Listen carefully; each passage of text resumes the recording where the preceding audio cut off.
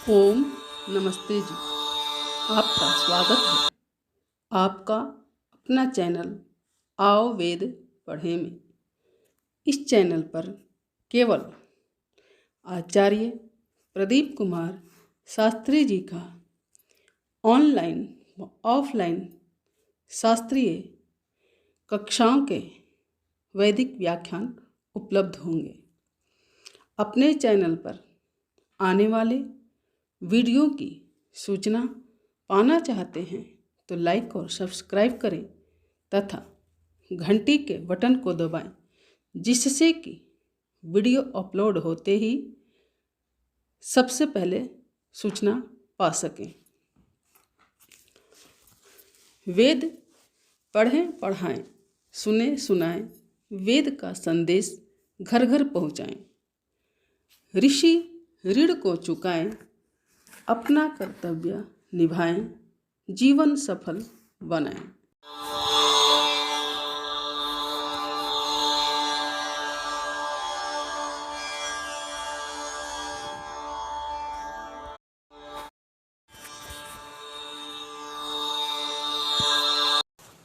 कभी कभी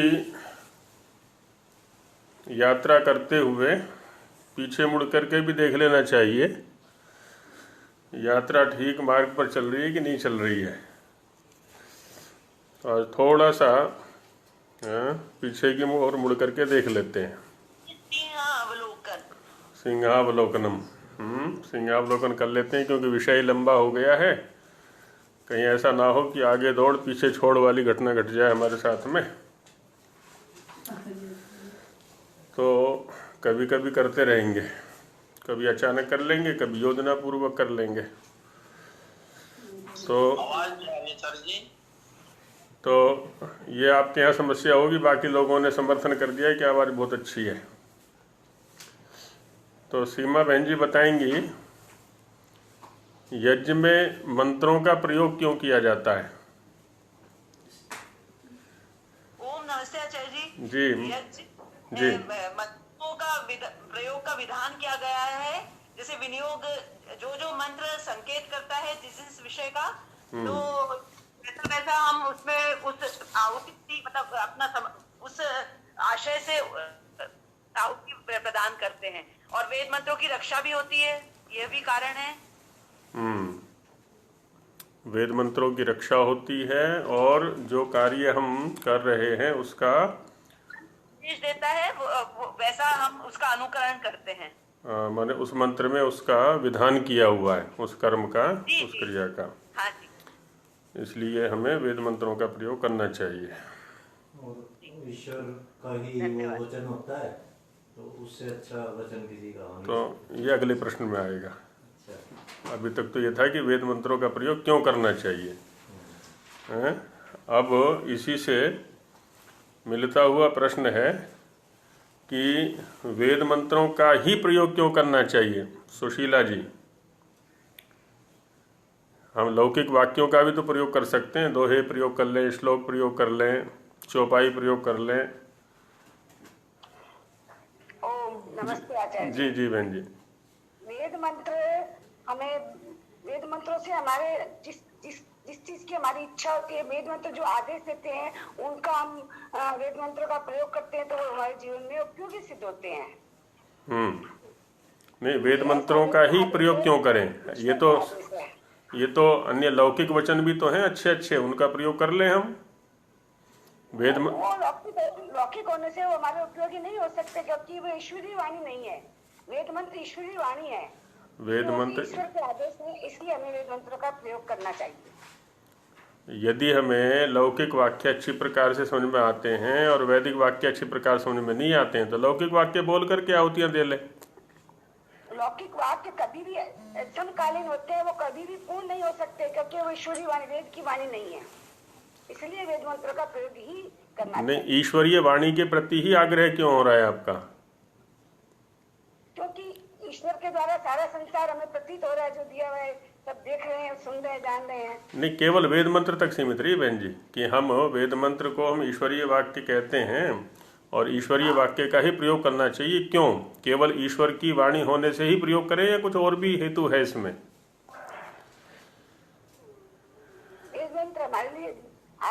के जीवन के उपयोगी हैं। जीवन के लिए उपयोगी हैं, तो इसलिए हमें वेद मंत्रों का प्रयोग करना चाहिए। सुमना जी, इस विषय को थोड़ा और स्पष्ट करना चाहेंगी? इसमें आचार्य जी जो वेद मंत्रों में है वो सत्यता रहती है उनमें पूरी, और दूसरे श्लोक वगैरह में कुछ न कुछ मिलावट असत्य भी हो सकता है। माने ईश्वर जो है वो पूर्ण ज्ञानी है, इसलिए वहाँ पर असत्य की संभावना नहीं है, जबकि हमारे स्तर पर जो वाक्य बोले जाएंगे, चूंकि हम अल्पज्ञ हैं, इसलिए वहाँ पर अपूर्णता की संभावना रहती है। इसलिए लौकिक वाक्य अधूरे ही रहेंगे, कितने भी उनको पूर्ण करके बोला जाए। इसलिए उनका प्रयोग वर्जित रहना चाहिए कर्मकांड के अंदर, यज्ञ के अंदर। और यहाँ तक कि हमारे लिए जो आचरणीय, आचरण के योग्य है ना वाक्य हैं, वो भी वेद ही होने चाहिए, वेद वाक्य ही होने चाहिए। सत्यदेव जी। जी महात्मा जी बोलिए। सूर्यवाणी प्रांत रहित होती है, निर्दिशा होती है। हाँ, ये एक और हेतु बहुत अच्छा दिया महात्मा जी ने कि ईश्वर की जो वाणी है वो पूर्ण होती है और निरतिशय सत्य युक्त होती है, निर्भ्रांत होती है। किसी भी प्रकार की भ्रांति के लिए वहाँ संभावना नहीं है। इसलिए हमें ईश्वरीय वाणी का ही प्रयोग करना चाहिए और उसी को समझने का प्रयास करना है। लौकिक वाक्य हमारी समझ में आ रहे हैं तो ये हमारी बुद्धि की न्यूनता है कि वैदिक वाक्यों को समझने के लिए हमने अपनी बुद्धि को तैयार नहीं किया है। सत्यदेव जी हैं सामने, बड़ी ही निष्ठापूर्वक स्वाध्याय में। आपके यहाँ लगता है संपर्क ठीक नहीं है, आपकी आवाज़ बाधित हो रही है, तो आपको रहने देते हैं। शील जी के यहाँ पर संपर्क ठीक है, तो शील जी को ले लेते हैं। यज्ञ में कितने प्रकार के पदार्थों का प्रयोग किया जाता है हवि के लिए? वो पदार्थ कौन कौन से हैं? शील जी। आचार्य बीच में आवाज चली गई थी, अभी आई है। यज्ञ में कितने प्रकार के पदार्थों का प्रयोग किया जाता है हवि देने के लिए, आहुति देने के लिए? जो द्रव्य हैं वो कितने प्रकार के हैं?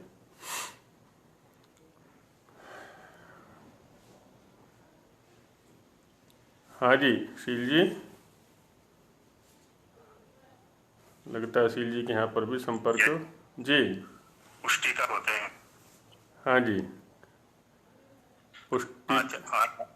पुष्टिकर हैं और पुष्टिकारक और रोगनाशक और 4 प्रकार के गिनाए थे। पुष्टिकारक हो गए, रोगनाशक हो गए, 2 और रह गए फिर। आवाज बीच में आवाज कट रही है। 2 प्रकार के और रहे अभी, पुष्टिकारक, रोगनाशक, और 2 कौन कौन से हैं?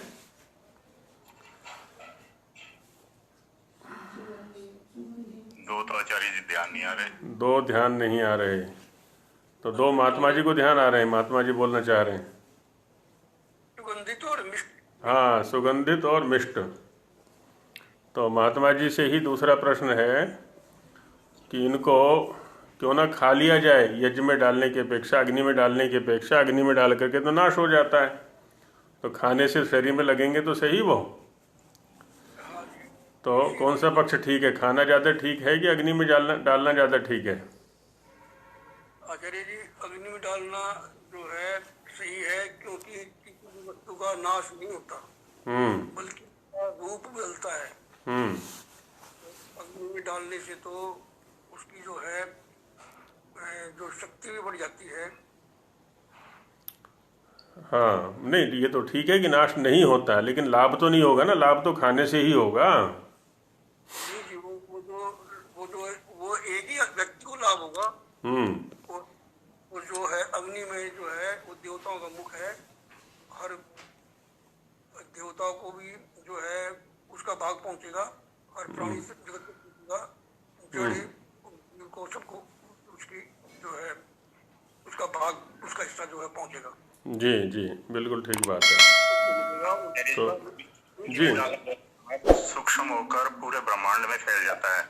हाँ जी। उसका लाभ एक आदमी तक सीमित न रहकर पूरे जगत को कल्याण करता है। वैसे स्वामी जी ने मुख्य लाभ क्या बताए यज्ञ करने के आदि भौतिक स्तर पर?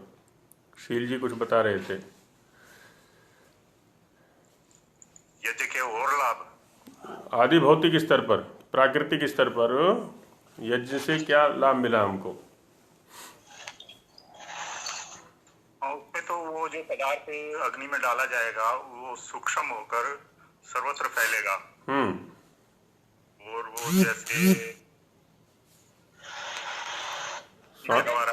स्वामी जी ने कुछ स्पष्ट उल्लेख किया है कि ये शुद्ध होंगे, इससे ये शुद्धि होगी आदि आदि करके कुछ स्वामी जी ने स्पष्ट उल्लेख किया है। जितने भी प्राकृतिक पदार्थ हैं, मिट्टी है, पानी है, हवा है। प्रेमलता जी स्पष्ट करेंगे इसको। जी आचार्य जी नमस्ते। जी नमस्ते बहन जी। स्वामी जी ने विधान किया है कि एक तो ऑक्सीजन जो है अंदर की तरफ आती है जब अग्नि जलती है जी, तो शुद्ध हवा मिलती है, हवा शुद्ध होती है। ऑक्सीजन माने प्राणवायु। हाँ जी। कीटाणुनाशक मतलब कीटाणु मरते हैं उससे, यज्ञ करने से विषाणु और कीटाणु सब मर जाते हैं।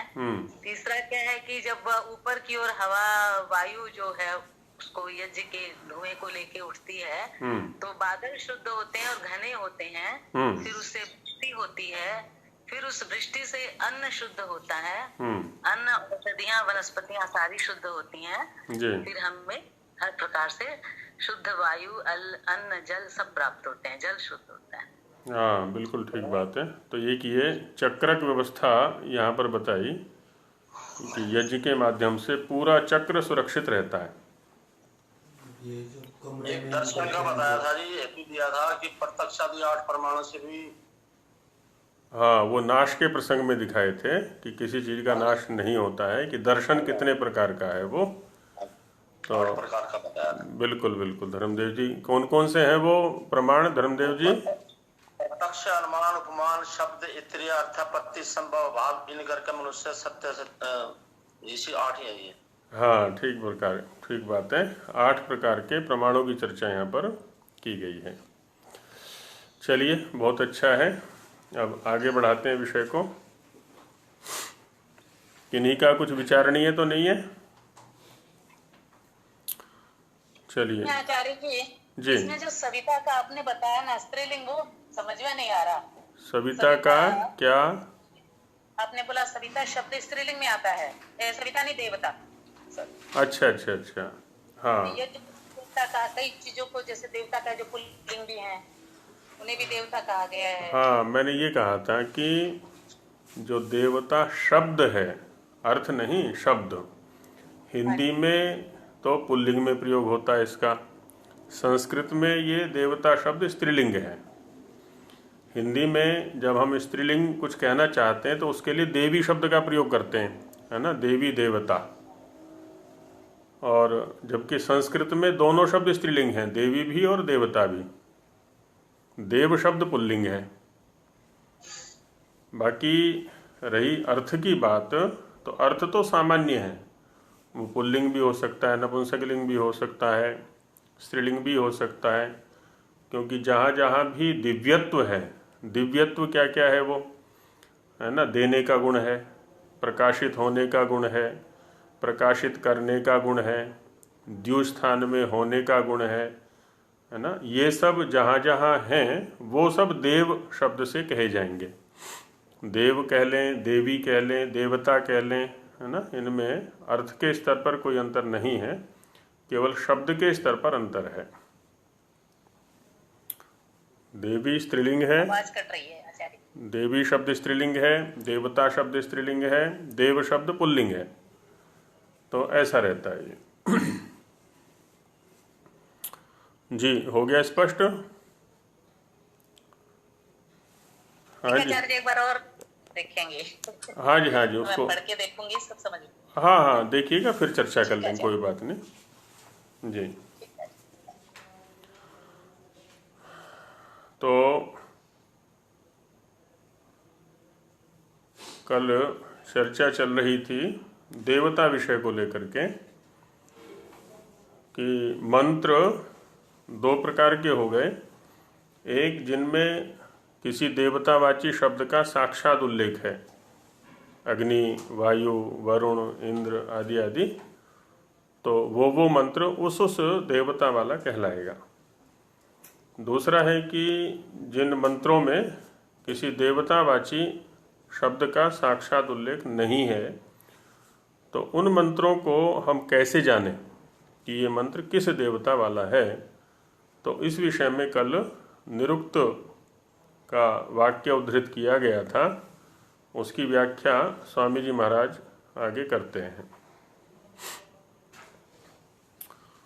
तदीय नादिष्ट देवता इत्यादि करके तत्तस्मात् तत्शब्द का प्रयोग यहाँ निरुक्त वाक्य में तस्माद अर्थ में है ना। तस्मात का प्रयोग करते हैं ना, तो हिंदी में जैसे तो शब्द का प्रयोग करते हैं जब किसी बात का आरंभ करना होता है। जो पुराने लोग कहानियाँ सुनाया करते थे, क्या कहा करते थे, तो भाई ऐसा है, तो एक बार क्या हुआ। अब यहाँ पर क्या ना, स्वाभाविक रूप से तो शब्द का प्रयोग हो गया। तो तत्तस्मात्, इसलिए ये खलु अनादिष्ट देवता मंत्रा,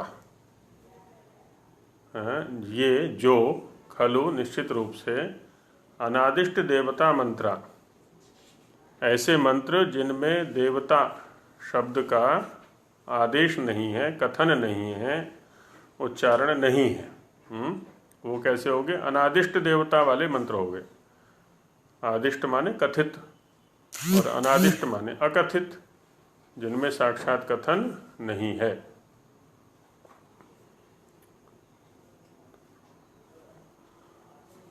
अर्थात न विशेषतो देवता दर्शनम नाम अर्थो वा येषु दृश्यते। उसी विषय को और खोलते हैं थोड़ा। अर्थात न विशेषतो देवता दर्शनम, उन मंत्रों में विशेष करके किसी देवता का दर्शन नहीं होता।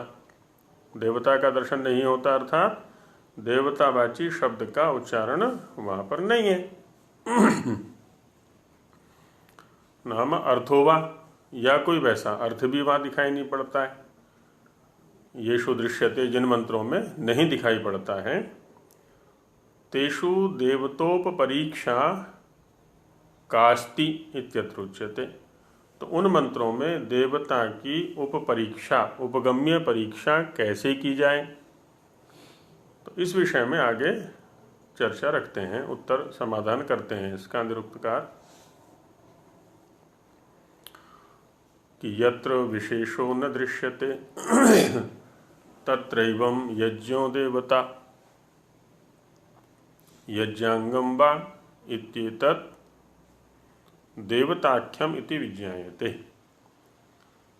यत्र माने जिस मंत्र में विशेषो न दृश्यते, किसी विशेष का दर्शन नहीं हो रहा है, विशेष का निश्चय नहीं हो पा रहा है कि यह मंत्र किस देवता वाला है।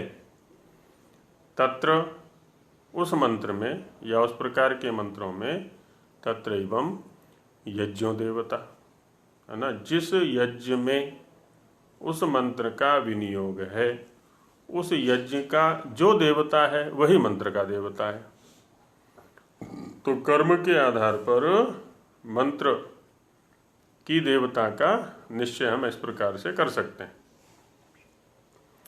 क्योंकि वो जो विनियोग है वो ऋषियों ने किया हुआ है। ऋषि कौन है? साक्षात्कर्ता है, द्रव्य का भी मंत्र का भी। तो दोनों के साक्षात्कार पूर्वक उन्होंने विनियोग किया कि इस मंत्र से ये कर्म करें, इस मंत्र से ये कर्म करें। तो हमें यज्ञ के आधार पर उस मंत्र की देवता का निश्चय कर लेना चाहिए। दूसरा यज्ञांगम वा, यज्ञ का जो अंग है। अब अंग जो है दो प्रकार से हो सकता है। एक तो अंग हो गया स्थूल स्तर पर, जैसे कोई द्रव्य है, जो कोई हव्य है ना, उसको भी हम अंग कह सकते हैं। और दूसरी क्रियाएं, है ना, जो अवयव क्रियाएं हैं। जैसे पाक क्रिया है, पचति पकाना, पकाता है। तो पकाना क्रिया की अवयव क्रियाएं क्या हैं? जिस भी चीज़ को पकाना है हमें, चावल पकाना है तो चावल को साफ करना, ये एक अवयव क्रिया हो गई। चावल को धोना, ये एक अवयव क्रिया हो गई। अवयव क्रिया हो गई। आग जलाना, ये एक अवयव क्रिया हो गई। कुकर को चढ़ाना, कुकर का ढक्कन लगाना, आदि आदि जो भी हैं, ये सब अवयव क्रियाएं हैं। तो वैसे ही यज्ञ, जैसे हम अग्निहोत्र करते हैं प्रतिदिन प्रातः सायं, तो यज्ञ एक संपूर्ण क्रिया हुई। उसकी अवयव क्रियाएं क्या हो गई? आचमन करना, है ना, अग्नि दीपन, समिधाओं को रखना, समिधाधान, है ना, घृताहुतियाँ देना, सामग्री डालना, आदि आदि, जल प्रसेचन करना, ये इसकी अवयव क्रियाएं हो गई। तो अंग शब्द इनके लिए भी प्रयोग कर सकते हैं, है ना। दो प्रकार से अंग शब्द का प्रयोग हो गया। एक तो अवयव क्रियाओं की दृष्टि से, और दूसरा जो उस यज्ञ को करने के घटक द्रव्य हैं, स्थूल द्रव्य हैं, है ना, वो भी अंग हैं। तो उनकी जो देवता है, उनकी भी देवताएं निश्चित हैं। वही मंत्र की देवता है। माने किसी अंग कर्म को हम जिस मंत्र का उच्चारण करके संपन्न कर रहे हैं, उस यज्ञांग की जो देवता है वही मंत्र की देवता है। इति तद देवताख्यम इति विज्ञायते। तो उस देवता वाला वह मंत्र है, ऐसा जानना चाहिए। तो ये तो यज्ञ के विषय में हो गया है, जिन मंत्रों का यज्ञ में विनियोग होता है। अब यज्ञ से अन्यत्र वहाँ कैसे हम ऐसे मंत्रों की देवताओं का निश्चय करें? क्योंकि होता क्या है, देवता का मतलब हो गया मुख्य रूप से प्रतिपाद्य विषय। तो जब जब हम, जैसे लौकिक स्तर पर देखें, हम किसी शब्द का या किसी वाक्य का उच्चारण कब करते हैं? जब हमारे सामने अर्थ होता है, कुछ मनोगत भाव हमें प्रकट करना होता है, सामने वाले से कोई कार्य लेना होता है, तब हम शब्द का अर्थ प्रयोग करते हैं। माने शब्द का प्रयोग करते हैं अर्थपूर्वक। और शिक्षाकारों का, शाब्दिक दार्शनिकों का ये सिद्धांत भी है कि पहले अर्थ होता है, उसके बाद शब्द होता है। यदि अर्थ नहीं है तो शब्द भी नहीं है। आत्मा बुद्ध्या समर्थ्यर्थान मनोयुंक्ते विवक्षया। आत्मा जो है बुद्धि में स्थित अर्थों के साथ में पहले शब्दों का विनियोजन करता है, उसके बाद शब्दोच्चारण की प्रक्रिया चला करती है। तो पहले अर्थ है, उसके बाद शब्द है। तो जब लौकिक स्तर पर ये स्थिति है शब्दों की कि बिना अर्थ के कोई शब्द नहीं है, तो जब हम यज्ञ में विनियोग कर रहे हैं किसी मंत्र का, तब तो यज्ञ परक अर्थ हो गया उसका। हम स्वाध्याय करना चाहते हैं, उस समय क्या देवता है, उस समय क्या अर्थ है उसका? तो कहते हैं ये खलु यज्ञादन्यत्र प्रयुज्यन्ते। यज्ञ से अन्यत्र जिन मंत्रों का प्रयोग किया जाता है, ते वै प्राजापत्याः। वो मंत्र कैसे हैं? प्रजापति देवता वाले। कई चीजें तो फिर बिना अर्थ के भी करते हैं, जैसे अष्टाध्यायी याद करते हैं, उसमें अर्थ तो नहीं पता। दीपक जी ने एक प्रश्न यहाँ पर रखा है कि कुछ शब्द ऐसे भी हैं जिनका हम उच्चारण करते हैं लेकिन उनका अर्थ हमें पता नहीं है। कि जैसे हम अष्टाध्यायी याद करते हैं, तो अष्टाध्यायी के सूत्रों का अर्थ उस व्यक्ति को पता नहीं है। वेद मंत्र को भी ले सकते हैं। किसी ने कहा आरंभ में कि भाई वेद याद करना है तुमको, अब हमें वेद मंत्र के अर्थ का पता नहीं है। वहाँ क्या है, एक प्रक्रिया काम कर रही है, एक निर्देश काम कर रहा है, एक अनुशासन काम कर रहा है आचार्य का। आचार्य को ये पता है कि अष्टाध्यायी के सूत्र हैं या वेद के मंत्र हैं, इनको अच्छी प्रकार से कैसे समझा जा सकता है। तो उसके लिए क्या करते हैं कि भाई पहले याद करो। अब आचार्य को पता है ना, विद्यार्थी को पता नहीं है, आचार्य को पता है। तो आचार्य ने अनुशासन किया कि पहले इन मूल शब्दों को याद करो। आचार्य मूल शब्द याद कर लिए, अब उनके संबंध वो लगवाएंगे, क्योंकि हमारे लिए वो अप्रसिद्ध हैं शब्द सर्वथा। तो अप्रसिद्ध शब्दों में संबंध लगाने के लिए कि कैसे उनमें संबंध लगेगा, तो एक प्रक्रिया काम करती है। तो उस प्रक्रिया का ही एक भाग ये है कि पहले उसके मूल को कंठस्थ करना है और फिर उनमें परस्पर संबंध लगाना है। वो तो एक अलग चीज़ हो गई। बाकी दूसरी है कि जिनको हम व्यवहार में प्रयोग करते हैं। अच्छा, अब वहाँ भी क्या करना है, जब हम अष्टाध्यायी के सूत्र याद कर रहे हैं या मंत्रों का प्रयोग कर रहे हैं या उनको याद कर रहे हैं, प्रयास ये करना है, निरुक्तकार ने ये कहा है कि जो अर्थज्ञ होता है, जो अर्थ को जानने वाला होता है, अर्थपूर्वक शब्दों का प्रयोग करता है, शब्द के प्रयोग से जो लाभ होना चाहिए वो उसी व्यक्ति को मिलता है। और जो अर्थपूर्वक शब्दों का प्रयोग नहीं करता तो उसको कभी भी लाभ मिलने वाला नहीं है। यो अर्थज्ञ इत सकलम भद्रम अश्नुते। जो अर्थज्ञ होता है वो संपूर्ण अर्थ को, सकलम अर्थम अश्नुते, संपूर्ण अर्थ को प्राप्त करता है। इसलिए हमें अर्थज्ञ बनने का प्रयास करना है। अब ये तो समस्या हमारे सामने इसलिए आ गई ना, क्योंकि पठन पाठन की जो परंपरा है वो बीच में विच्छिन्न हो गई। चाहे वो व्याकरण का है, चाहे वेद का है ना। उस समय जाएं हम, कब? ऋषियों के समय में। जैसे अभी हम जिन शब्दों से परस्पर व्यवहार कर रहे हैं उन शब्दों का अर्थ ज्ञान करने के लिए हमें प्रयास नहीं करना पड़ता, क्योंकि हमें मातृभाषा के रूप में ये शब्द प्राप्त हुए हैं, प्रतिदिन प्रयोग करते हैं, तो हमें अर्थ का पता है। व्यावहारिक स्तर पर इन शब्दों को हम जानते हैं अच्छी प्रकार से।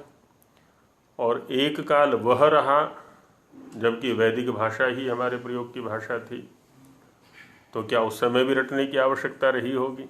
उस समय तो जैसे अभी शब्दों का प्रयोग कर रहे हैं हम परस्पर, वैसी वैदिक शब्दों को या शास्त्रीय शब्दों को इधर से प्रयोग किया, उधर से समझ लिया। वो बुद्धि स्तर था। अब तो उसको समझने के लिए एक प्रक्रिया बनाई गई, फिर वो है ना, ऐसा रहता है। पहले तो लौकिक भाषा थी तो वैसे ही याद हो जाते थे। ये आचार्य जी ये निरुक्त का प्रमाण है ना जी? कौन सा प्रमाण? ये स्थानो रैम भार हारा किला भूदित। हाँ, निरुक्त में आया हुआ है। स्थानो रयम भार हारा किला भूत, क्या है पूरा? स्थानो रैम भार हारा किला भूदितम वेदम न वेदानाति यो अर्थज्ञ इत सकलम भद्रम मानुषते नाक मिति जान विद्युत पापमा। हाँ, ये है पूरा श्लोक। तो जो अर्थज्ञ नहीं है, केवल वेद को वैसे ही, स्वामी जी का एक शब्द है घोखता है, घोखना शब्द का प्रयोग करते हैं ना। घोखना माने घुशिर अभिशब्द ने बस जैसे तैसे करके उच्चारण करता रहता है, बोलता रहता है, अर्थ को नहीं जानता है, तो वो उससे प्राप्त होने वाले भद्र से युक्त नहीं हो सकता। वो तो भारवाही गधे के समान है। तो जब भी हम शब्द का प्रयोग करें, यज्ञ में बैठे हुए हैं तो यज्ञ परक अर्थ का विनियोग करें, और स्वाध्याय कर रहे हैं तो परमेश्वर परक, है ना, परमेश्वर ही केंद्र में हमारे होना चाहिए। तो परमेश्वर में घटाएं सारे शब्दों को। इसमें स्वामी जी महाराज का जो वेद भाष्य है ना, वो बड़ा सहयोगी बनता है। चाहे ऋग्वेद भाष्य है, चाहे यजुर्वेद भाष्य है, वो बड़ा सहयोगी बनता है इस वृत्ति में। वो अंततः ईश्वर पर ले जाते हैं, वो है ना, व्यावहारिक भी कर रहे हैं, वैज्ञानिक भी अर्थ कर रहे हैं, यज्ञ परक भी अर्थ कर रहे हैं, लेकिन अंततोगत्वा ईश्वर पर ले जाते हैं वो। तो किसी भी मंत्र को ईश्वर पर कैसे ले जाना है, ये स्वामी जी की जो शैली है ना, बहुत जल्दी अभ्यास करा देती है। तो वही कह रहे हैं कि ये खलु यज्ञाद अन्यत्र प्रयुज्यन्ते, जो मंत्र यज्ञ से अन्यत्र प्रयोग में आते हैं, ते वही प्राजापत्या, वो प्रजापति देवता वाले हैं। प्रजापति माने प्रजा, प्रजा का अर्थ क्या होता है? प्रजायते इति प्रजा, जो कुछ भी उत्पन्न होता है उसका नाम है प्रजा। और उसका जो पति है, पति माने पालक, पालन करने वाला, तो वो ईश्वर ही तो है ना। सब कुछ उत्पन्न करने वाले का पालन करने वाला, उत्पन्न होने वाले का पालन करने वाला प्रजापति। प्राज्ञा है ये, प्रजापतिर देवता अस्य इति प्राजापत्या। प्रजापति है देवता, जिन मंत्रों का वो प्राजापत्य देवता कहलाएंगे। चतुर्थ अष्टाध्यायी चतुर्थ अध्याय के प्रथम पाद में एक सूत्र आया हुआ है, दित्यादित्य पत्युत्तर पदान्य इत्यादि करके, तो न्य प्रत्यय होकर के सास्य देवता अर्थ में प्राजापत्या ऐसा बन जाता है।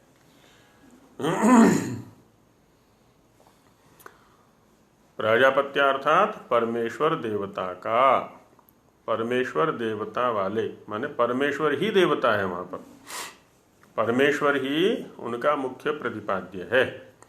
परमेश्वर को ही समझने का प्रयास उन मंत्रों से हमें करना चाहिए कि परमेश्वर के किस गुण, किसी कर्म, किस स्वभाव का वर्णन इस मंत्र में किया हुआ है। इस दृष्टि को रख करके हमें उस मंत्र का पाठ करना है, स्वाध्याय करना है। मंत्रा भवन्ति तीवम याज्ञिका मन्यन्ते, ऐसा याज्ञिक लोग मानते हैं, याज्ञिक लोग ऐसा कहते हैं, याज्ञिक संप्रदाय वाले लोग ऐसा कहते हैं। लेकिन इस विषय में विकल्प भी है, अत्रैवम विकल्पोस्ति, यहाँ पर इस प्रकार से विकल्प दिया हुआ है कि नाराशंसा मनुष्य विषया इति नैरुक्ता ब्रुवन्ति। नैरुक्त, जो निरुक्त वाले हैं ना, इनका पक्ष प्रायः व्यावहारिक रहा करता है। व्यावहारिक, परस्पर व्यवहार को मंत्रों के माध्यम से ये सिद्ध किया करते हैं। अब वेद मंत्र जो है ना, उनका तो सारे ही विषय हैं। प्रकृति स्वस्थ कैसे रहे, समाज स्वस्थ कैसे रहे, है ना, हम स्वस्थ कैसे रहें, संपूर्ण स्वास्थ्य उनका लक्ष्य है वेद मंत्रों का। तो अब बाद के आचार्यों ने क्या ना, एक एक विषय को प्रदर्शित कर दिया है।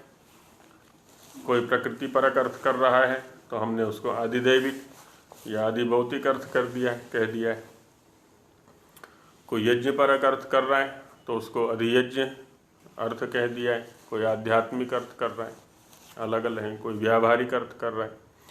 तो नैरुक्त कहते हैं कि नारा शंसा, नराह शंसन्ते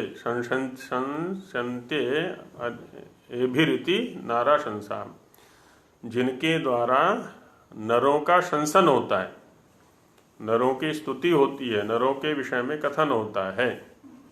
इसलिए स्वामी जी ने कहा मनुष्य विषया, है ना, मनुष्य को कैसा होना चाहिए, मनुष्य कौन है। हाँ, तो मनुष्यों के विषय में वो बताने वाले हैं। तो हम अपने विषय में भी उन मंत्रों के माध्यम से चिंतन कर सकते हैं, है ना। एक तो विषय हमें मिल गया कि हम परमेश्वर के विषय में चिंतन करें। दूसरा है कि अपने अस्तित्व के विषय में चिंतन करें। मैं कौन हूँ, मैं किस लिए हूँ, ये शरीर मुझे किस लिए मिला है, शरीर ये कैसे बना है, शरीर के घटक क्या क्या हैं, शरीर ये सुरक्षित कैसे कैसे रहता है, किस ऋतु में क्या कुछ आहार विहार हमारा होना चाहिए, कैसी दिनचर्या हमारी होनी चाहिए, हमारे संबंध कैसे होने चाहिए, हम जी किस लिए रहे हैं, वो मर क्यों गया,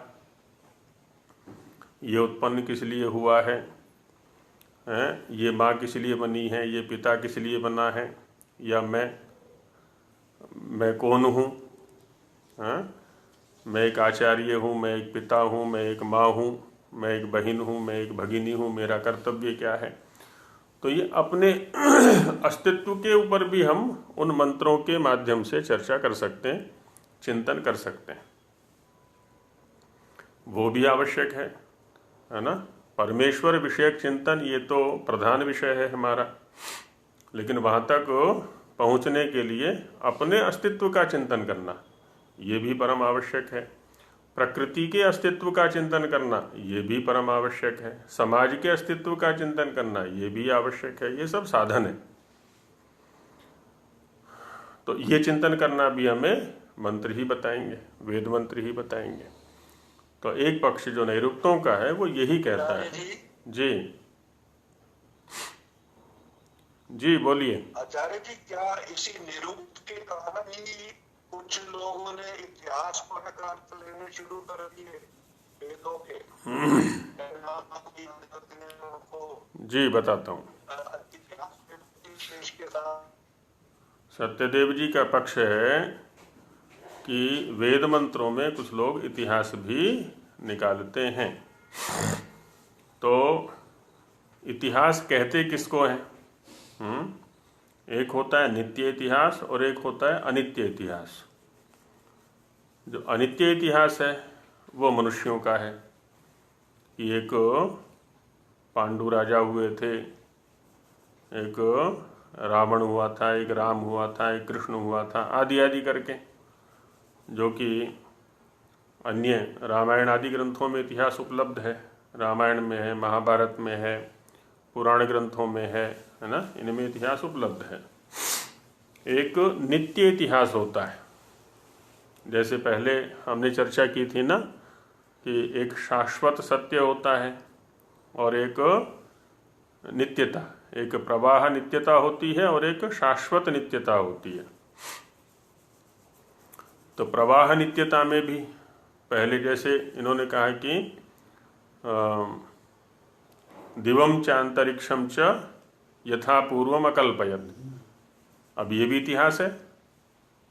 सहस्र शीर्षा पुरुष सहस्राक्ष सहस्रपात, ये भी इतिहास है।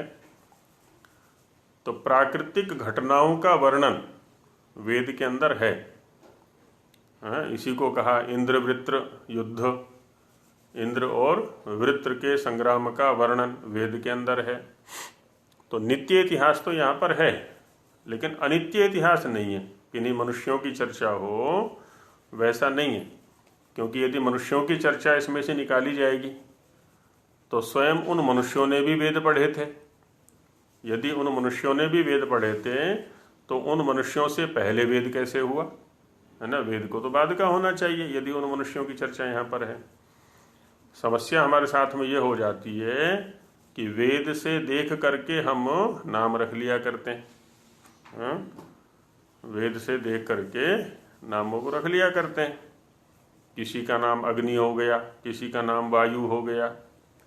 अब उसमें कोई कहे कि इस अग्नि की चर्चा तो उसमें भी है वेद के अंदर, या वायु की चर्चा वेद के अंदर भी है, इंद्र की चर्चा तो वेद के अंदर भी है। तो इसी इंद्र की चर्चा है वो लौकिक इंद्र की, तो वो अनित्य पक्ष में चला जाता है। तो अनित्य इतिहास वेद में नहीं है ना? नित्य इतिहास वेद में है। नित्य में ही अनित्य का आरोप करके उन लोगों ने दिखा दिया है कि अनित्य इतिहास भी है।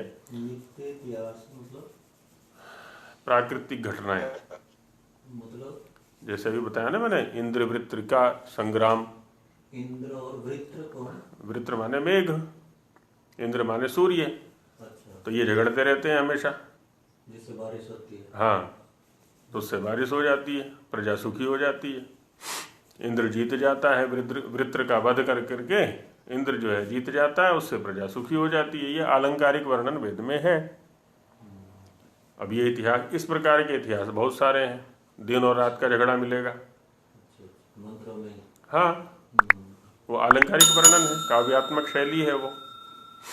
अब उसी को क्या है ना, लौकिक किसी का नाम इंद्र हो गया, किसी का नाम वृत्र हो गया, और उनमें कभी झगड़ा हो गया तो कहते हैं ये झगड़ा तो इसमें है जी, वेद के अंदर है ना? ये समस्या हो जाती है।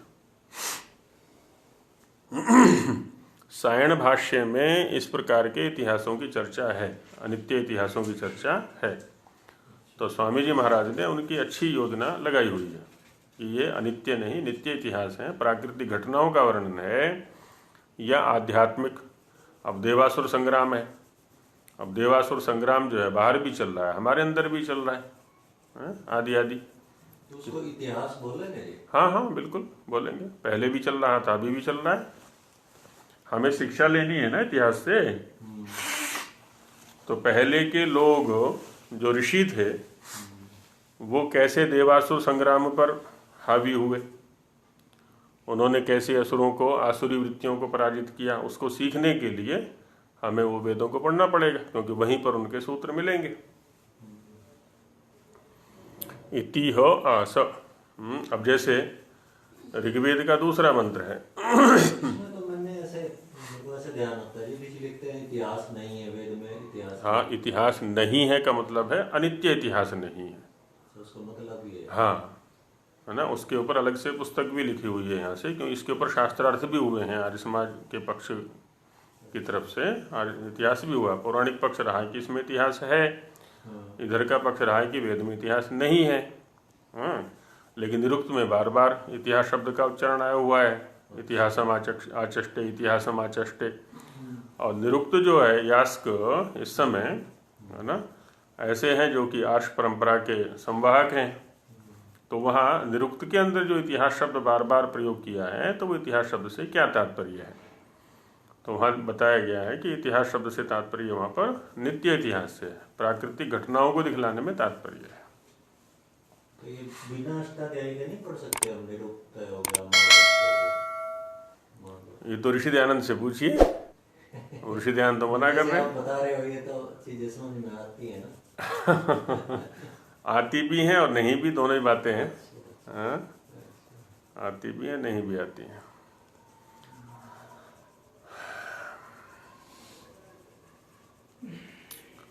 तो ये है इतिहास वहाँ पर। तो नाराशंसा मनुष्य विषया इति नैरुक्ता ब्रुवंती, है ना, नैरुक्तों का पक्ष है ये, निरुक्त वालों का पक्ष है। तथा या कामना सा काम देवता भवतीति सकामा लौकिका जना जानन्ति। या कामना, जो हमारी कामना है, जो हमारा काम है, जो हमारी इच्छा है, उसी को लेकर के उस मंत्र का प्रयोग किया जाता है। तो सा काम देवता, है ना, वो हो गया काम देवता। ऐसा सकामा, जो काम युक्त, कामना युक्त। अब होता है क्या ना, हम अपनी कामनाएं भी तो पूर्ण करना चाहते हैं ना, वेद मंत्रों से ही, वेद मंत्रों से ही हम अपनी कामनाएं भी पूर्ण करना चाहते हैं। किसी के पेट दर्द हो गया तो वेद मंत्र का उच्चारण करके वो पेट दर्द ठीक करना चाहता है, कोई सिर दर्द ठीक करना चाहता है, कोई कमर दर्द ठीक करना चाहता है। मंत्र चिकित्सा भी है आयुर्वेद के अंदर, है ना, और अथर्ववेद के अंदर भी है। हाँ, मंत्र चिकित्सा भी एक है। तो मंत्र से भी चिकित्सा हो सकती है कि नहीं, करके देखिए कभी। सिर में दर्द हो, गायत्री मंत्र बोलना ठीक हो जाएगा। हाँ, दीपक जी कह रहे हैं कि सिर दर्द हो तो गायत्री मंत्र का प्रयोग कर सकते हैं, तो उससे मंत्र ये से सिर दर्द ठीक हो जाएगा। देखिए लौकिक स्तर पर बताता हूँ मैं कैसे। चलिए, वैदिक मंत्रों का तो प्रयोग हमने हटा दिया है बीच में से, क्योंकि परंपरा नहीं रही बहुत लंबे समय से। हम एक प्रसिद्ध वैद्य के पास जाते हैं, डॉक्टर के पास जाते हैं, और वहाँ जा कर के क्या होता है कि वैद्य के साथ में चर्चा करते हैं अपने रोग को लेकर के। वैद्य की जो शैली है बात करने की रोगी से, चिकित्सक की जो शैली है ना रोगी से बात करने की, बात करते करते ही रोग आधा कर देता है। वो क्या है, वो मंत्री तो है। उसके जो वाक्य हैं चिकित्सक के, उस वैद्य के जो वाक्य हैं ना, वो मंत्र हैं, क्योंकि उसने पढ़ा हुआ आयुर्वेद को, कैसे रोगी से बात करनी है, हाँ? कैसे रोगी पर अपना प्रभाव डालना है, रोगी प्रभाव में कैसे आ सकता है, रोगी अपने अनुकूल कैसे हो सकता है, आदि आदि चर्चाएं सब हैं आयुर्वेद के ग्रंथों में। वो वैसे वैसे बातें करता, बात करते करते ही रोग आधा हो जाता है। और यहाँ तक भी होता है किसी प्रसिद्ध वैद्य का नाम सुन करके भी रोग कम हो जाता है। अच्छा, अब उस अमुक वैद्य के पास जा रहे हैं ना, बस रोग कट गया, अब रोग रहने वाला नहीं है, आदि आदि। तो इसी दृष्टि से हम यदि मंत्रों का, है ना, अपने मन की शक्ति को एकाग्र करने के लिए इनका प्रयोग करें, स्वयं को एकाग्र करने के लिए। योग दर्शन में चित्त की भूमियाँ बताई हुई है ना, तो एकाग्र जो स्थिति है ना चित्त की, बड़ी शक्तिशाली है। निरुद्ध स्थिति जो है वो तो है ही, खैर अंतिम चरम स्थिति है निरुद्ध स्थिति तो, लेकिन जो एकाग्र स्थिति है वो भी बड़ी शक्तिशाली है। तत्पूर्वक यदि हम किसी बात को कहते हैं, शब्दों का उच्चारण करते हैं, तो शब्द सार्थक ही होंगे। ऋतम भरा तत्र प्रज्ञा, वहाँ विभूतियाँ दिखलाई हुई हैं योग दर्शन में काफ़ी कुछ। सत्य प्रतिष्ठायाम है, जब हम सत्य में प्रतिष्ठित हो जाते हैं, हमारी वाणी सत्य में प्रतिष्ठित हो जाती है, तो क्रिया फलाश्रयत्वम, है ना, कोई भी क्रिया की जाएगी ना तो सब सफल होंगी वो क्रियाएं, अफल नहीं होगी कोई भी क्रिया आदि आदि। हमारे साथ में क्या है ना, अभ्यास नहीं करना चाहते, दूसरों से अपेक्षा करते हैं, तो समस्या खड़ी हो जाती है।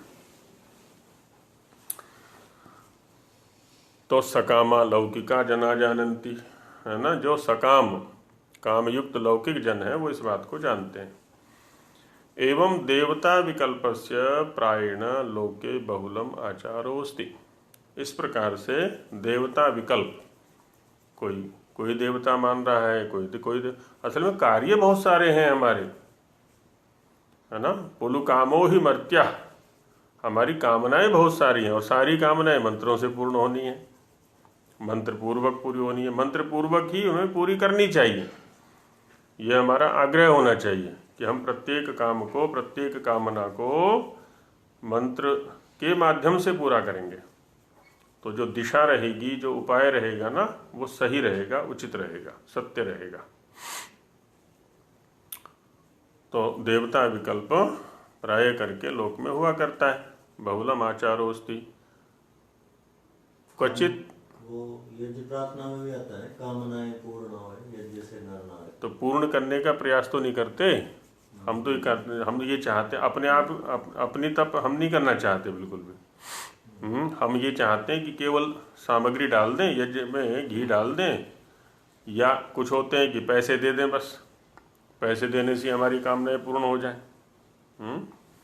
कल ही एक का फ़ोन आया रात्रि में कि मैं इतनी राशि भेज रहा हूँ गुरुकुल के लिए, तो विद्यार्थियों को कुछ खिला देना और मेरे नाम से यज्ञ करा देना, वहीं से मुझे आशीर्वाद दे देना कि मैं स्वस्थ रहूं, ये रहूं, वो रहूं, आदि आदि जो भी है।